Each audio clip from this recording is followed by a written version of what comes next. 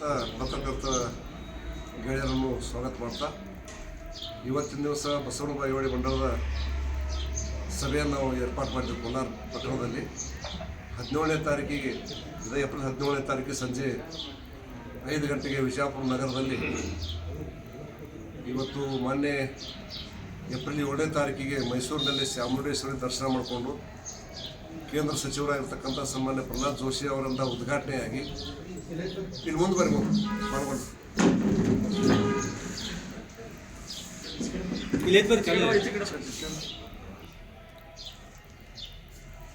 ಕಳೆದ 2 ವರ್ಷಗಳಿಂದ ಏನು ಕರ್ನಾಟಕದಲ್ಲಿ ಸನ್ಮಾನ್ಯ ಸಿದ್ದರಾಮಯ್ಯ ನೇತೃತ್ವದ ಕಾಂಗ್ರೆಸ್ ಸರ್ಕಾರ ಆಡಳಿತಕ್ಕೆ ಬಂದ ಮೇಲೆ ಗ್ಯಾರಂಟಿ ಹೆಸರಿನಲ್ಲಿ ಪೂರ್ತಿ ಎಲ್ಲ ರಂಗದಲ್ಲಿ ವಿಫಲ ಆಗಿದೆ.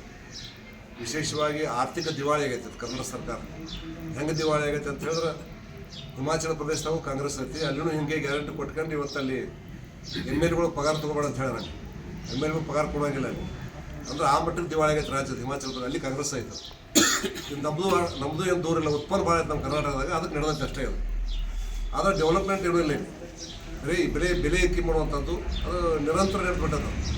ಹಾಲಿನ ಬೆಲೆ ಏರಿಸಿರ್ತಕ್ಕಂಥದ್ದು, ವಿದ್ಯುತ್ ಬೆಲೆ ಏರಿಸಿರ್ತಕ್ಕಂಥದ್ದು, ಮುದ್ರಾಂಕ ಹೊಲ ನೋಂದಣಿ ಮಾಡುವಂಥದ್ದು, ಮನೆ ನೋಂದುವಂಥ ಮುದ್ರಾಂಕ ಶುಲ್ಕ ಏರಿಸಿರ್ತಕ್ಕಂಥದ್ದು, ಹಾಗೆಯೇ ವಿದ್ಯುತ್ ಸಂಪರ್ಕ ರೈತರಿಗೆ ನಮ್ಮ ಸರ್ಕಾರದಾಗ 30,000ದಾಗ ಒಂದು ಬೋರ್ವೆಲ್ ತೆಗೆದು ಅದಕ್ಕೆ ವಿದ್ಯುತ್ ಕನೆಕ್ಷನ್ ಸಿಗ್ತಿರ್ತಾವೆ. ಈಗ 2,50,000 ರೂಪಾಯಿ ಕೊಡಬೇಕೀಗ ನಾವು ಒಂದು ಬೋರ್ವೆಲ್ಗೆ ವಿದ್ಯುತ್ ತೊಗೋಬೇಕಂದ್ರೆ. ಅಂದ್ರೆ ಎಷ್ಟು ಪಟ್ಟು ಹೆಚ್ಚು ಅಂತ ವಿಚಾರ ಮಾಡಿರೋದು. ಇದು ಭಾಳ ಮಹತ್ವದ್ದು. ಅದ್ರ ಜೊತೆಗೆ ಹಾಲು, ಡಿಸೈಲು, ಮತ್ತೊಂದು ಮನಿ ಮೀಟ್ರ್ ವಿದ್ಯುತ್ ಅದು ಪುಕ್ಕಟ್ ಕೊಡ್ತೀವಿ ಅಂತ ಹೇಳ್ಕೊಂಡು ಅದಕ್ಕೊಂದು ದೊಡ್ಡ ಗೋಲ್ಮಾಲ್ ಆಗಿಬಿಡ್ತಾವೆ. ಅದಕ್ಕೊಂದು 4-5 ಪಟ್ಟು ಜಾಸ್ತಿ ಮಾಡಿ ತೊಗೊಳಕತ್ತಾರ. ಅನುಕೂಲ ಹಾಲತ್ತು ಅದು ಹೇಳುವಂಗೆ ಹೇಳೋದು.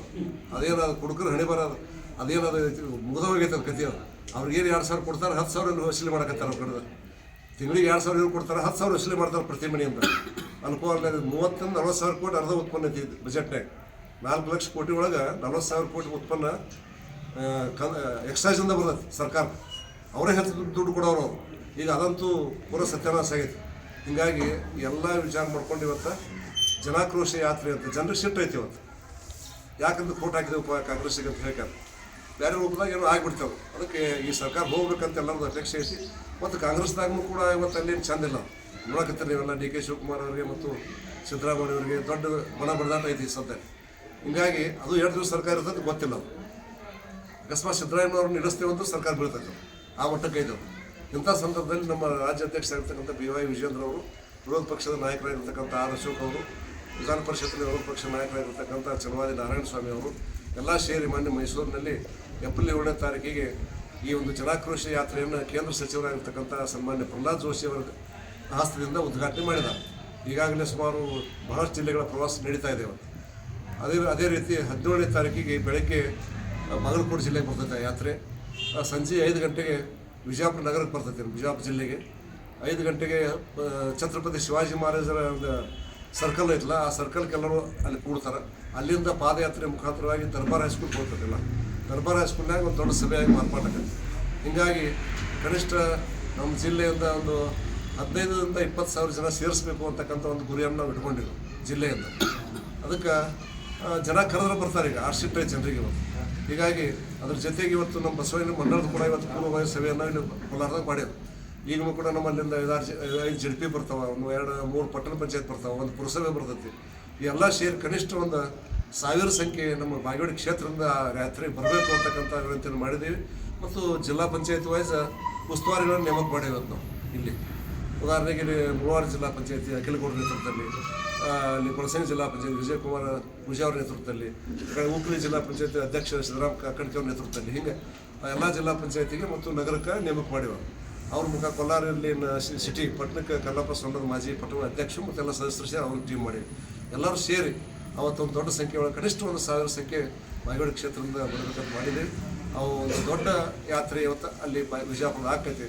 ಅದಕ್ಕೆ ನಿಮ್ಮ ಮುಖಾಂತರ ನಾವು ಎಲ್ಲ ಸಾರ್ವಜನಿಕರಿಗೆ ಹೇಳ್ತೀವಿ, ಇದು ನಿಮ್ಮ ಸಲುವಾಗಿ ಮಾಡ್ತಕ್ಕಂಥ ಯಾತ್ರೆ. ಅದು ರಾಜಕಾರಣಿಗಳಿಗೆ ಏನು ಲಾಭ ಆಕತಿ. ಎಲೆಕ್ಷನ್ ಬಂದಿಲ್ಲ. ಈಗ ನಾವು 3 ವರ್ಷ ಎಲೆಕ್ಷನ್ ಐತಿ. ಇವತ್ತು ನಮಗೇನು ಯಾರು ಓಟಿನ ಅವಶ್ಯಕತೆ ನಮಗೇನೂ ಇಲ್ಲ. ಅದು ಜನರಿಗೆ ತೊಂದರೆ ಆದಾಗ ಎಚ್ಚರಿಕೆ ಮಾಡ್ತಕ್ಕಂಥ ಕೆಲಸ ವಿರೋಧ ಪಕ್ಷದ ಜವಾಬ್ದಾರಿ. ವಿರೋಧ ಪಕ್ಷ ಏನು ಮಾಡಬೇಕು ಅಂತಾರೆ, ಸರ್ಕಾರ ತಕ್ಕದಾಗ ಕಿವಿ ಹಿಂಡುವಂಥ ಕೆಲಸವನ್ನು ವಿರೋಧ ಪಕ್ಷ ಮಾಡಬೇಕು. ವಿರೋಧ ಪಕ್ಷದ ಪಾತ್ರ ದಲಿತರಿಗೆ ಇಟ್ಟಿರ್ತಕ್ಕಂಥ ಹಣ SC ಮತ್ತು ST ಜನರಿಗೆ ಬಜೆಟ್ನಾಗ 25,000 ಕೋಟಿ ರೂಪಾಯಿ ಇಟ್ಟಿದ್ರು ಅವರೇ ಹೋದ ವರ್ಷ ಸಿದ್ದರಾಮಯ್ಯ ಎಷ್ಟು 25,000 ಕೋಟಿ. ಅದನ್ನು ಒಟ್ಟು ದುಡ್ಡನ್ನು ಇವತ್ತು ಗ್ಯಾರಂಟಿಗೆ ಬಳಸ್ಬಿಟ್ಟಾರ, ಎಲ್ಲರೂ ಬಳಸ್ಬಿಟ್ಟಾರ. ಅವರೇ ಒಪ್ಕೊಂಡ್ಬಿಟ್ಟಾರ ಮನೆ ಸದನದಾಗ. ಬಳಸೇವು ಮತ್ತೆ ಕೊಡ್ತೀವಿ ಅಂತಾರೆ ಅವ್ರಿಗೆ. ಆ ದಲಿತರಿಗೆ ಇಟ್ಟಂತ ದುಡ್ಡಿದು. ಇವತ್ತು ದಲಿತರಿಗೆ ಒಂದು ಮನೆ ಇಲ್ಲ, ಆ ಗಂಗಾ ಕಲ್ಯಾಣ ಇಲ್ಲ, ಏನೂ ಇಲ್ಲ ದಲಿತರಿಗೆ ಇವತ್ತು. ಇವನ್ನ ಅದು ಹಾಸ್ಟೆಲ್ಸ್ ನಡೆಸುವ ವಜೆ ಆಗೈತಿ ಇವತ್ತು. ಅವ್ರ ಪಗಾರ ಇಲ್ಲ, ಯಾರ್ದು ಏನು ವ್ಯವಸ್ಥಿತವಾಗಿ ಏನು ನಡೆಯಕತ್ತಾರೆ ಕರ್ನಾಟಕದೊಳಗೆ. ಅದಕ್ಕೆ ಇವತ್ತು ದಿವಾಳಿ ಆಗಿರ್ತಕ್ಕಂಥ ತಗಲಕ್ ಸರ್ಕಾರ, ಕಾಂಗ್ರೆಸ್ ಸರ್ಕಾರ ಅಂದ್ರೆ ತಗಲಕ್ಕಂತ ಒಬ್ಬ ರಾಜ ತೆಗೆದು ದಿಲ್ಲಿ ಒಳಗೆ ಅರಮನೆ ರಾಜಧಾನಿ ದಿಲ್ಲಿ ಇರ್ತವನು, ದಿಲ್ಲಿ ಇರ್ತದು. ದಿಲ್ಲಿಯಿಂದ ಅವ ಏನು ಮಾಡವ ದಿವಾಳಿ ಆಗಿಬಿಟ್ಟಿದ್ದ ಅವ ಪೂರ. ಹೆಂಗೆ ದಿವಾಳಿ ಆಗೈತಿ ಕರ್ನಾಟಕ ಮತ್ತು ಹಿಮಾಚಲ ಪ್ರದೇಶ, ಹೆಂಗೆ ದಿವಾಳಿ ಆಗೈತಿ ಕರ್ನಾಟಕ ಮತ್ತು ಹಿಮಾಚಲ ಪ್ರದೇಶ. ದಿವಾಳಿ ಆದಾಗ ಜನರನ್ನು ಎಬ್ಬಿಸ್ಬಿಡೋದು, ಜನರ ಮನಸ್ಸು ಡೈವರ್ಟ್ ಮಾಡೋದು. ದಿಲ್ಲಿ ಬೇಡಪ್ಪ ದೌಲತಾಬಾದ್ ರಾಜಧಾನಿ ಮಾಡೋದು ಅಂದ್ಬಿಡು. ಈ ಬೆಂಗಳೂರಿಲ್ಲ ಹಂಗೆ ರಾಜಧಾನಿ ಅವಾಗ. ದಿಲ್ಲಿ ಬೇಡ ದೌಲತಾಬಾದ್ ನಡ್ರಿ ಅಂದ್ಬಿಡ್ದು. ಇಷ್ಟು ದಿವಸ ಮುಟ್ಟಬೇಕಂತ ಕಂಡೀಷನ್ ಹಾಕೋದು, ತಡ ಮಾಡಿದ್ರೆ ಹೊಡ್ತಾ ಹಾಕೋದು ಅವ್ರಿಗೆ. ನಡಿಬೇಕಾದ್ರೆ ಹೋಗಿ ಆ ದಿಲ್ಲಿಗೆ ಹೋಗ್ಬೇಕಲ್ಲ ಅವ್ರು ಸಿಬ್ಬಂದಿ ಎಲ್ಲ.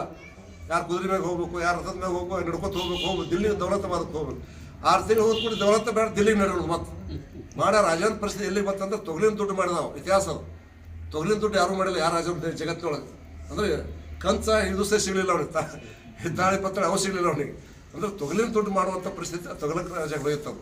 ಅದಕ್ಕೆ ಕರ್ನಾಟಕದಾಗಿರ್ತಕ್ಕಂಥ ಸರ್ಕಾರ ಇವತ್ತು ಸಿದ್ದರಾಮಯ್ಯ ಸರ್ಕಾರ ತಗಲಕ್ ಸರ್ಕಾರ. ಮೊಹಮ್ಮದ್ ತಗಲಕ್ ಏನು ಆಡಳಿತ ಮಾಡಿದ್ದ, ದುರಾಡಳಿತ, ಆರ್ಥಿಕವಾಗಿ ದಿವಾಳಿ ಆಗಿತ್ತು. ಆ ದಿವಾಳಿ ಇವತ್ತು ಕರ್ನಾಟಕ ಸರ್ಕಾರ ಆಗೈತಿ. ಅದನ್ನು ಇವತ್ತು 17ನೇ ತಾರೀಕಿಗೆ ವಿಜಯಪುರ ಜಿಲ್ಲೆಯಲ್ಲಿ ಒಂದು ಐತಿಹಾಸಿಕ ಜನಾಕ್ರೋಶ ಯಾತ್ರೆಯನ್ನು ಮಾಡುವ ಮುಖಾಂತರವಾಗಿ ಅದನ್ನು ನಾವು ಸರ್ಕಾರಕ್ಕೆ ಒಂದು ಚಾಟಿ ಬೀಸ್ತಕ್ಕಂಥ ಕೆಲಸವನ್ನು ಮಾಡ್ತೀವಿ. ಅದಕ್ಕೆ ತಮ್ಮ ಮುಖಾಂತರ ನಾವು ಸಾರ್ವಜನಿಕರಿಗೆ, ರೈತರಿಗೆ, ಮಹಿಳೆಯರಿಗೆ, ಯುವಕರಿಗೆ, ದಲಿತರಿಗೆ, ಅಲ್ಪಸಂಖ್ಯಾತರಿಗೆ ಎಲ್ಲರಿಗೂ ನಾವು ವಿನಂತಿ ಮಾಡ್ತೀವಿ. ಅಲ್ಪಸಂಖ್ಯಾತರಿಗೆ 4% ಕೊಡ್ತೇವೆ ಅಂತ ಗುತ್ತಿಗೆಗಳು ಕೊಡ್ತೇವೆ ಅಂದ್ರೆ ಅದು ಆಗೋದಲ್ಲ, ಹೋಗೋದಲ್ಲ. ಅದು ಮುಸ್ಲಿಂ ಜನರಿಗೆ 4% ಕೊಡ್ತೇವೆ ಅಂತ ಕೋರ್ಟ್ ಸ್ಟೇ ಕೊಡ್ತೈತೆ. ಅದು ಗೊತ್ತಿರಲಿಲ್ಲ ನಿಮಗೆಲ್ಲ. ಬೇರೆ ಬೇರೆ ರಾಜ್ಯದಾಗ ಮಾಡ್ಯಾರ, ಸ್ಟೇ ಸಿಕ್ಕವ. ಸಂವಿಧಾನದಾಗ ಇಲ್ಲಾರ್ದು ಮಾಡೋದು ಇವರು, ಸಂವಿಧಾನ ಇಲ್ಲಾರ್ದು ಮಾಡುವಂಥದ್ದು ಇವರು. ಹೀಗಾಗಿ ಅವ್ರನ್ನೇನು ಸಮಾಧಾನ ಮಾಡುವಂಥ ಏನೂ ಇಲ್ಲ ಅಲ್ಲಿ. ಅದಕ್ಕೆ ಆ ದಿವಸ ಹೆಚ್ಚಿನ ಸಂಖ್ಯೆಯೊಳಗೆ ಈ ಯಾತ್ರೆಗೆ ಬರಬೇಕು ಅಂತಕ್ಕಂಥ ವಿನಂತಿ ಮಾಡ್ತೀವಿ. ಮತ್ತು ನಾಳೆ ಏಪ್ರಿಲ್ 14 ಸಂವಿಧಾನ ಶಿಲ್ಪಿ ಬಾಬಾ ಸಾಹೇಬ್ ಅಂಬೇಡ್ಕರ್ ಅವರ ಜನ್ಮದಿನ. ಅದೊಂದು ವಿಶೇಷವಾಗಿ ಭಾರತೀಯ ಜನತಾ ಪಾರ್ಟಿ ಜಿಲ್ಲಾ ಕೇಂದ್ರ ಇರ್ಬೋದು, ಮಂಡಲ ಕೇಂದ್ರ ಇರ್ಬೋದು, ಮತ್ತು ಪ್ರತಿ ನಗರ ಹಳ್ಳಿ ಇರ್ಬೋದು, ಎಲ್ಲ ಕ್ಷೇತ್ರದಲ್ಲಿ ಎಲ್ಲೆಲ್ಲಿ ನಾವು ಅದೀವಿ ಎಲ್ಲ ಕಡೆಯೂ ಕಾರ್ಯಕರ್ತರು ಒಂದು ಅದ್ಧೂರಿಯಾಗಿ ಅಂಬೇಡ್ಕರ್ ಜಯಂತಿಯನ್ನು ಮಾಡುವ ಮುಖಾಂತರವಾಗಿ ಅಂಬೇಡ್ಕರ್ ಅವರಿಗೆ ಕಾಂಗ್ರೆಸ್ ಏನು ಮಾಡ್ತು, ಏನು ಅನ್ಯಾಯ ಮಾಡ್ತು, ಅವರಿಗೆ MLA ನಿಲ್ಲಿಸಿ ತೋರಿಸಿದ್ರು. ಅವ್ರಿಗೆ ಇರಾಕ ಮಣ್ಣು ಕೊಡೋಕೆ ದಿಲ್ಲಾಗ ಜಾಗ ಕೊಡಲಿಲ್ಲ ಅವರಿಗೆ, ಅವ್ರು ಏನೂ ಮಾಡಲಿಲ್ಲ ಅವ್ರಿಗೆ. ಅದಕ್ಕೆ ಅವರು ಆವಾಗ ಹೇಳ್ಯಾರ, ಅವರು ಅಂಬೇಡ್ಕರ್ ಏನು ಹೇಳ್ಯಾರ, ಕಾಂಗ್ರೆಸ್ ಅಂತ ಸುಡು ಮಣಿ ಅಂತ ಹೇಳ್ಯಾರ. ಅವ್ರಿಗೆ ಭಾರತ ರತ್ನ ಕೊಡಲಿಲ್ಲ. ಭಾರತ ರತ್ನ ಯಾರು ತೊಗೊಂಡ್ರು? ಅವರು ನೆಹರು ಭಾರತ ರತ್ನ ತೊಗೋತಾರ, ಅವ್ರ ಅಧ್ಯಕ್ಷ ಅವರೇ ಪ್ರಧಾನಮಂತ್ರಿ. ಭಾರತ ರತ್ನ ತಾವ ತೊಗೊಂಡ್ರು ಪ್ರಶಸ್ತಿ, ಮಂದಿ ಕೊಡಲಿಲ್ಲ ಅವರು. ಇಂದಿರಾ ಗಾಂಧಿ ಅವರು ತಾವ ತೊಗೊಂಡ್ಬಿಟ್ರು, ಅಧ್ಯಕ್ಷ ಅವರೇ. ಯಾರು ಸಮಾಜದಾಗ ಮುಂದುವರೆದು ಕೆಲಸ ಮಾಡಕ್ಕೆ ಕೊಡಬೇಕು ತಾವು ತೊಗೋಬೇಕು ಭಾರತ ರತ್ನ. ರಾಹುಲ್ ಗಾಂಧಿ ಮತ್ತು ಅವರೇ ತೊಗೊಳ್ಳೋದು. ಈ ಮೋದಿಯವ್ರು ಬಂದಾಗ ಯಾರು ಬಡವ್ರದಾರ ಸೂಳುಗತ್ತಿ ಹೆಸರು ಮಂಜಮ್ಮ, ಜೋಗತಿ ಮಂಜಮ್ಮ, ನಮ್ಮ ಇಬ್ರಾಹಿಂ ಸುತಾರ, ತತ್ವಜ್ಞಾನದ ನಮ್ಮ ಹಿರಿಯರವರು ಇವತ್ತು ತಿಳ್ಕೊಂಡಾರವ್ರು. ಇಂಥವ್ರು ಹುಡುಕಿ ಇವತ್ತು ಪದ್ಮಶ್ರೀ, ಭಾರತ ರತ್ನ ಪ್ರಶಸ್ತಿ ಆಗತ್ತೇವೆ. ಅವ್ರ ಕಾಲಕ್ಕೆ ಇವಾಗ ಆಗಿಲ್ಲ. ಈಗ ಸಂವಿಧಾನ ನೆನಪಾಗೈತೆ. ಅದಕ್ಕೆ ಅಂಬೇಡ್ಕರ್ ಹೇಳಿದ್ರು, ಎಂದು ಕಾಂಗ್ರೆಸ್ ಮನೆಗೆ ಹೋಗ್ಬೇಡ್ರಿ ಅಂತ ಅವತ್ತು ವಿನಂತಿ ಮಾಡ್ಯಾರ ಅವ್ರು. ಅದು ಸುಡು ಮನೆ ಐತಿ, ನೀವು ಸುಟ್ಟು ಹೋಗ್ತೀರ ಅಂತ ಹೇಳ್ಯಾರ ಅವ್ರು. ಅದಕ್ಕೆ ಇವತ್ತು ಅವ್ರು ಸಂವಿಧಾನ ಬುಕ್ ಹಾಡ್ಕೊಂಡು ಆಡಕತ್ತಾರೆ. ಅದಕ್ಕೊಂದು 170 ರೂಪಾಯಿ ಬೆಲೆ ಐತದು. ಅದು ಹಿಡ್ಕೊಂಡು ಆಡಕತ್ತಾರೆ. ಅವ್ರು ಸಂವಿಧಾನ ಇದ್ದಾಗ ರಕ್ಷಣೆ ಮಾಡಿಲ್ಲ, ಅದನ್ನು ಪಾಲಿಸಿಲ್ಲ. 75 ಎಮರ್ಜೆನ್ಸಿ ತೊಗೊಂಬಂದು ಸಂವಿಧಾನ ಸತ್ಯಾನಾಶ ಮಾಡ್ಯಾರ, ಪ್ರಜಾಪ್ರಭುತ್ವ ಹಾಳು ಮಾಡ್ಯಾರ. ಅವ್ರಿಗೆ ಸಂವಿಧಾನ ಬಗ್ಗೆ ಮಾತಾಡೋದು ಹಕ್ಕಿಲ್ಲ. ಅದಕ್ಕೆ ಸಂವಿಧಾನ ಬಗ್ಗೆ ಏನು ಇವತ್ತು ಒಳ್ಳೆಯದಾಗಿತ್ತಂದ್ರೆ ಇವತ್ತು ಇಡೀ ದೇಶದೊಳಗೆ, ಜಗತ್ತಿನೊಳಗೆ ನರೇಂದ್ರ ಮೋದಿ ಅವರ ಒಂದು ಆಡಳಿತದಿಂದ ಇವತ್ತೆಲ್ಲರಿಗೆ ಒಳ್ಳೆಯದಾಗೈತಿ. ಸಂವಿಧಾನಬದ್ಧವಾಗಿ ಆಡಳಿತ ಮಾಡಕತ್ತಾರೆ. ಅದಕ್ಕೆ ನಾಳೆ ಅದನ್ನು ಕೂಡ ಅಂಬೇಡ್ಕರ್ ಜಯಂತಿಯನ್ನು ಕೂಡ ಭಾಳ ವಿಶೇಷವಾಗಿ ನಾವೆಲ್ಲ ಮಾಡ್ತೀವಿ ಅಂತಕ್ಕಂಥ ಮಾತನ್ನು ಹೇಳಿ ಕಳಿಸ್ತೀವಿ.